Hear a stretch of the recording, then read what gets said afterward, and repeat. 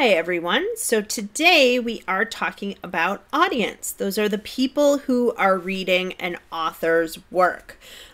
This goes together with the presentations that I have about purpose and tone, which are basically, when you put them together, three ideas that help you to understand a reading and help you to analyze it. So the audience, the people reading the work, we're going to talk about today how to determine audience and how to look at what barriers an author might face in trying to reach their intended audience. So let's get started. When you're thinking about writing, when an author is thinking about writing, they think about their purpose. That's the reason that they're writing. They think about their audience, who they want to write to. They think about reception, what they want their audience to think or do or believe or understand. And they think about their tone, their emotions and attitudes about the subject. So, for example, I have an illustrated children's picture book that I published, a series of them that I've been working on. I want to write to an audience of kids, but also the parents who will be reading those books, right? To make sure that the parents enjoy it and don't get annoyed if the kid wants to hear it over and over. I want my audience to be entertained and to have fun. The tone in those books is pretty lighthearted. And I'm out of the PowerPoint just to kind of give you this illustration. Here is the book. You can kind of tell that it's going to be silly and goofy and that it's meant for kids, right? So that's like kind of a basic thing of audience. In comparison, I also write books for teens and I write books for adults. So here's one of my books for adult audiences. This is Sutherland. It's a historical novel, and it has quite a different look to it, right? You can tell it's more serious, it's darker. This book actually has some dark Gothic themes to it. It has the setting of being at a circus for part of it, right? So that is just a quick example of how audience works. The purpose for this book was also to entertain, but my audience is totally different than the picture book.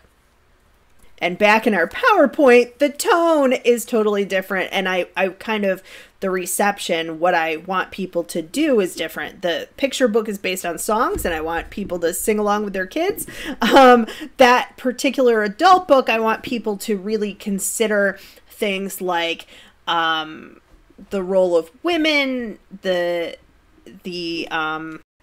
ways that performers are sometimes exploited by the media, the way that people can be drawn into a family that is maybe toxic. Those are some of the themes that are kind of explored there. So it's quite a bit different, and it really is completely dependent on this idea of audience. So audience is the person or group of people the author is addressing. The author's topic might appeal to some people, but not others, based on demographics. So things like age, education, political views, background. That book, Sutherland, that I was just talking about, is based on the true story of women from my hometown, which is in Western New York. So a lot of people who are interested in local history are interested in that book. An author can also reach readers through their word choice and tone. Word choice, another word for that is diction. And there may be barriers to the audience. So people may not want to read an author's text, or if they do read it, they may not be receptive to an author's message. So you can think about, I have another book called Smothered, which is a murder mystery. There are some people who gave it not great reviews because they felt like it was too dark of a mystery. They were expecting something lighter and more fun. That might be a barrier to those people in the audience. So I love this little picture here. What are the demographics? What are their interests? What are their needs? What are their expectations? Demographics are things like age, gender, education, race or ethnicity, interest, political beliefs, religious beliefs, knowledge about a subject, and feeling about a subject can also be involved. So anybody can pick up a book, but that doesn't mean that the intended reader is just anyone. Usually the author has a pretty specific reader in mind. So like, for example, with the book I just showed you with Sutherland, I was aiming it at primarily women in my hometown or in the state of New York who are interested in history and also like to read fiction. That's sort of a specific audience, right? And that is connected to an author's purpose. An author's purpose may appeal to some readers, but not others. So here's a great example. What I like about you, you can tell hopefully from the cover, this is a fun, light romance book. The Second World War, A Military History, is quite different. So the first book is really meant to entertain.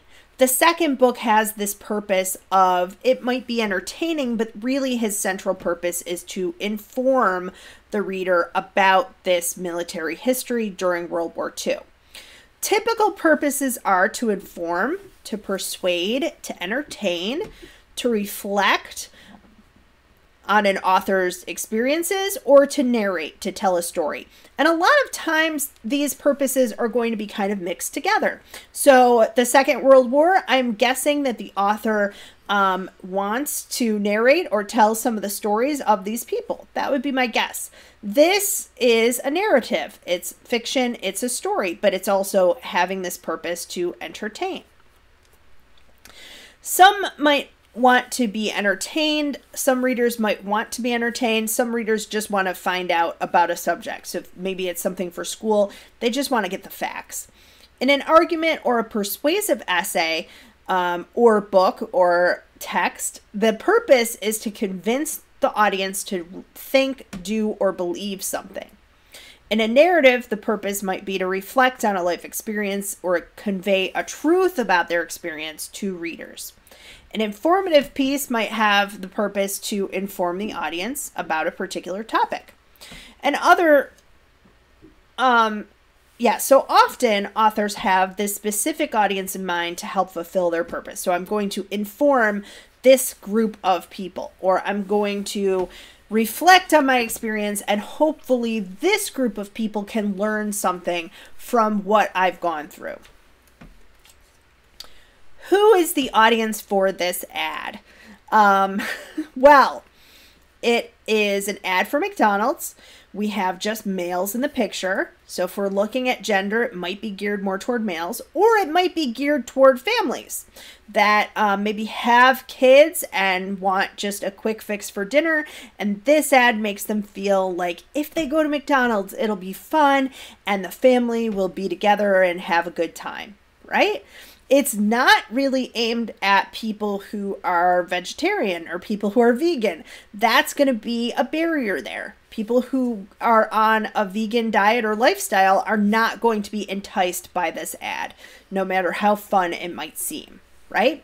So that's what I mean by a barrier, something that would prevent the audience or a portion of the audience from being convinced by the message.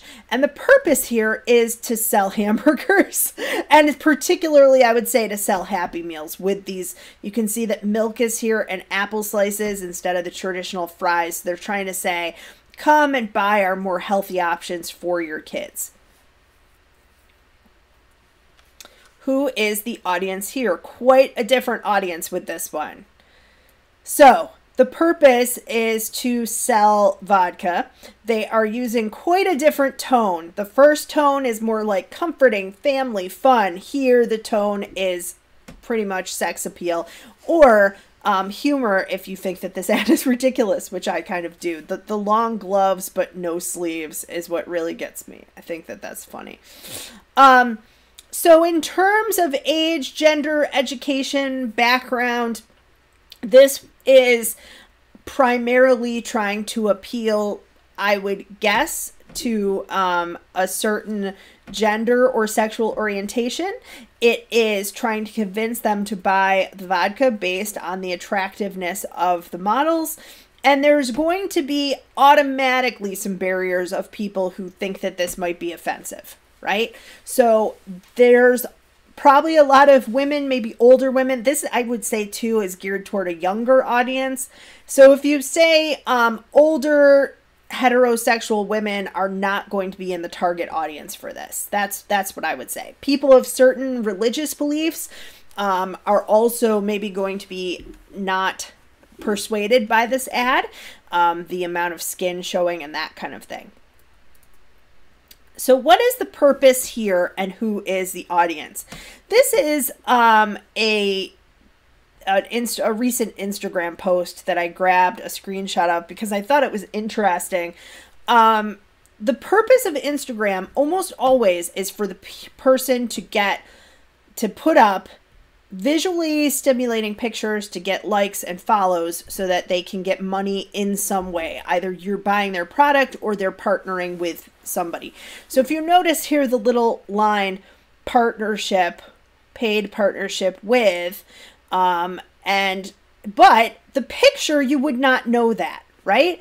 So the audience is going to be typically on Instagram people around the same age or maybe a little bit younger than the person being pictured who aspire to be like this influencer. So here she's saying, rooftop reflections have taught me anything. It's tendency to focus on the past instead of the future. Okay, me too. This year's been kind of difficult, right? And she looks super relaxed and chill. She's got this gorgeous rooftop garden. Then she starts talking about financial situations, being a freelancer and having a 401k and how to use this particular service.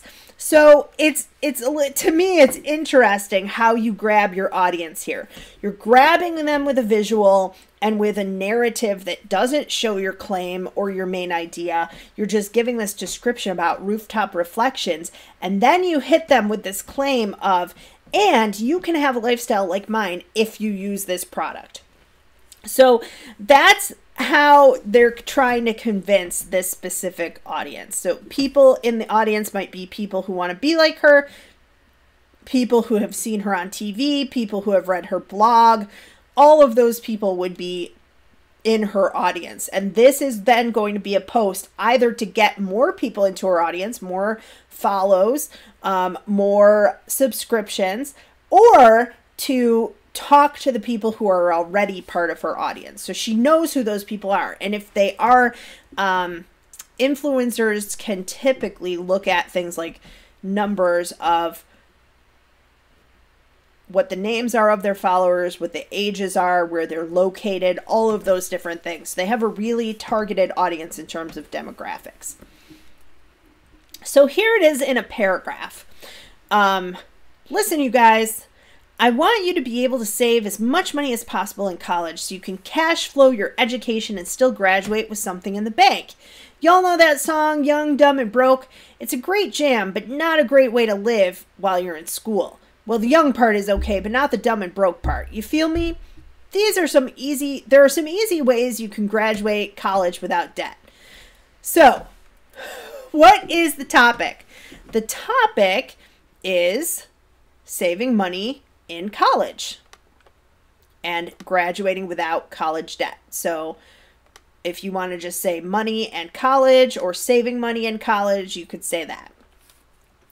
The article is, I think, here really aimed at a specific age group. Young and dumb specifically, and trying to use like informal phrases like y'all and you feel me, which I just think is funny, knowing where this came from.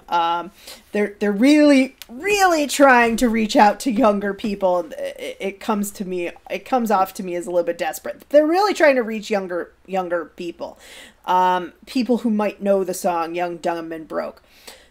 What is interesting, the purpose here, they're trying to be a little bit entertaining, but the primary purpose is probably going to be inform. So trying to entertain at first to grab their audience's attention, but then informing them about the easy ways to graduate college without debt, the easy ways to save money during college. And I would say that a barrier here would be that because of the language they're using, they're cutting out a lot of people who are older and going back to college or going to college for the first time. So that might be a barrier. There also might be a barrier where people who are younger feel like they're being talked down to because of this tone that the person's taking in this paragraph. But primarily, the audience is going to be 16 to 20-year-olds who are thinking about going to college and want to save money. That's going to be the audience. So really specific demographic, really specific interests. Here's another example.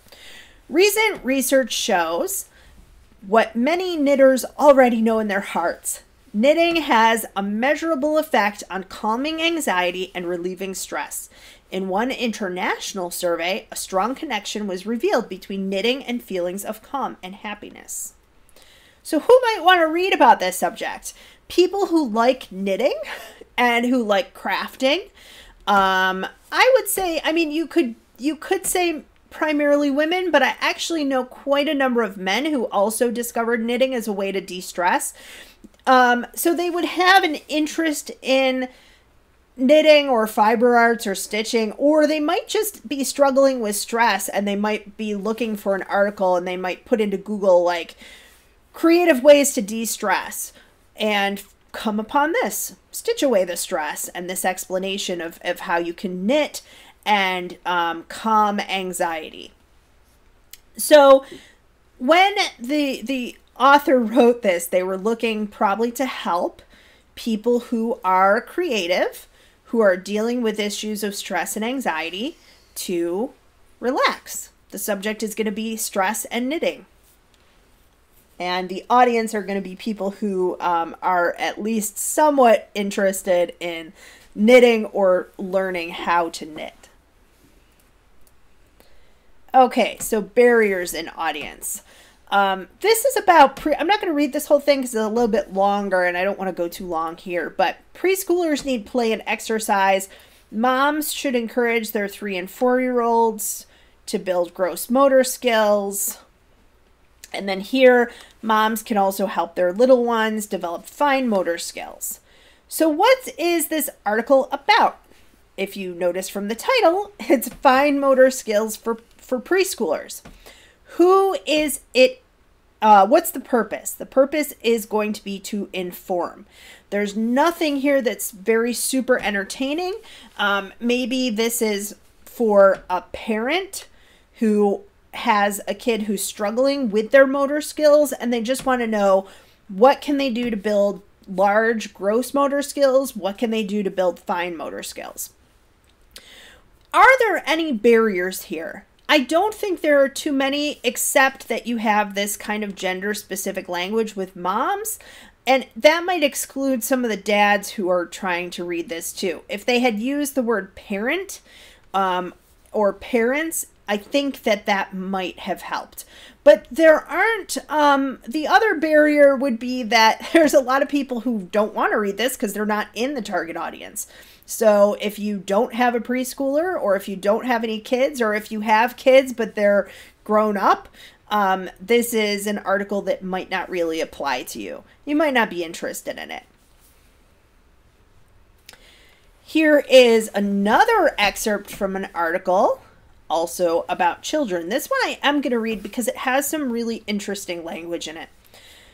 Some may believe that I have failed to discipline my daughter and set proper boundaries.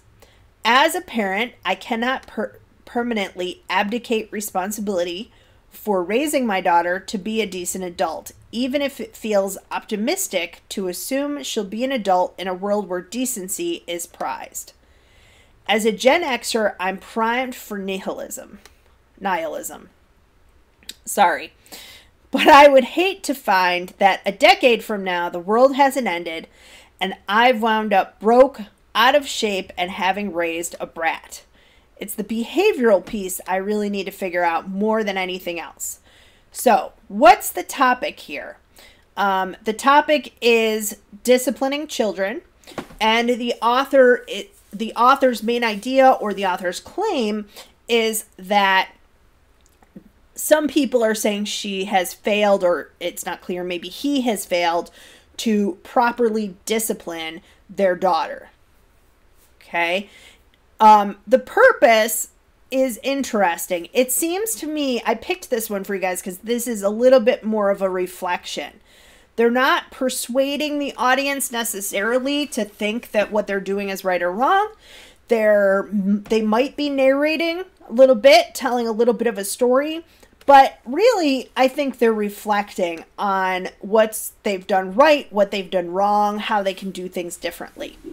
Who is the audience? Well, I will tell you that the place that I got this from usually has an audience of people who are a little more educated than just a typical newspaper. It's a magazine that requires a subscription. It is sort of targeted at a little bit more educated, a little bit wealthier demographic. And you can see this in some of the language here. Abdicate, optimistic, nihilism.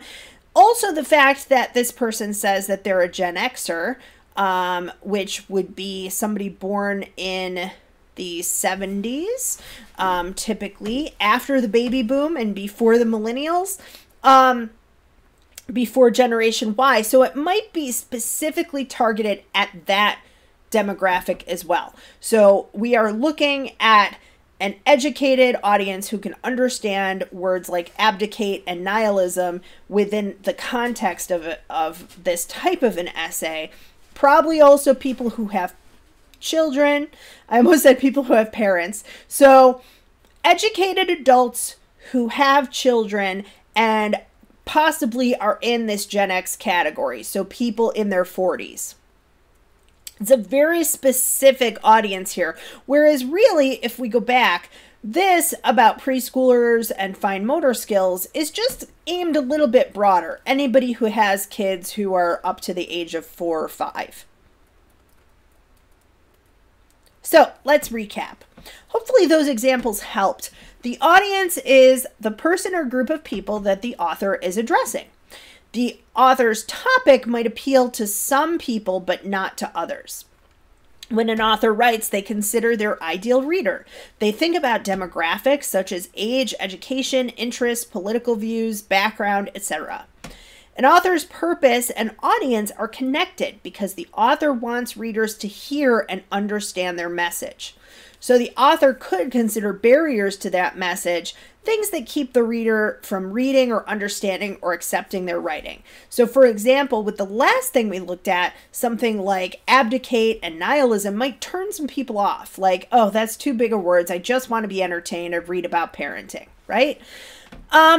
If you haven't already seen the presentations about tone and purpose, I recommend that you watch those also, because those can also help you to analyze a reading or look at the rhetoric of a text. But for now, I hope that this helped. Thanks, everybody.